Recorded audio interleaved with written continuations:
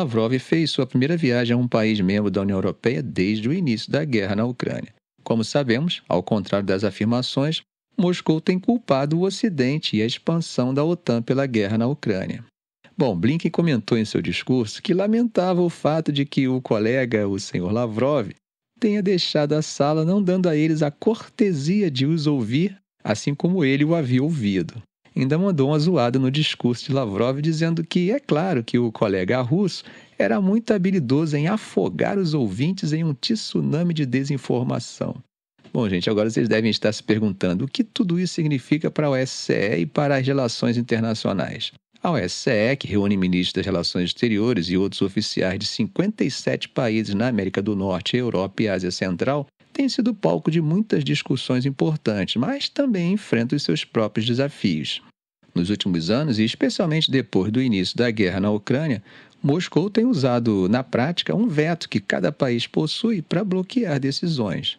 Mas não é só isso, há outros vetos, além dos russos, atravancando a organização. Esse ano, por exemplo, a Armênia e a Azerbaijão estão bloqueando o orçamento da OSCE devido a questões relacionadas ao conflito no território montanhoso de Nagorno-Karabakh. Mas nem tudo são más notícias. Diplomatas dizem que um acordo foi alcançado essa semana para preencher 4 posições sêniores na OSCE, incluindo a de secretário-geral, que seria assumida por Feridun Sinirlioglu, da Turquia, que foi ministro das Relações Exteriores em um governo interino em 2015. E falando em decisões importantes, a escolha de qual país assumirá a presidência rotativa anual da OSCE já está definida há tempos.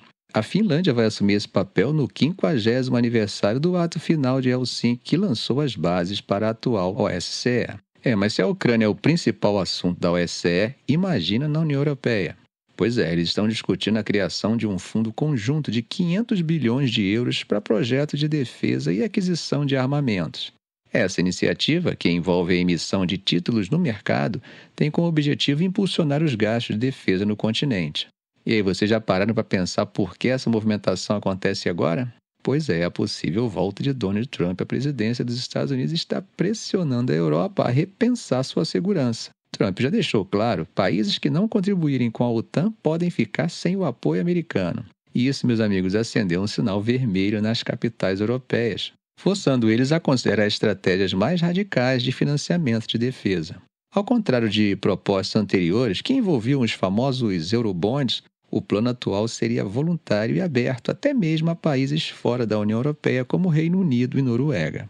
A ideia é usar garantias nacionais dos participantes, o que acaba agradando países como Alemanha, Holanda e Dinamarca, que sempre foram mais conservadores em termos fiscais.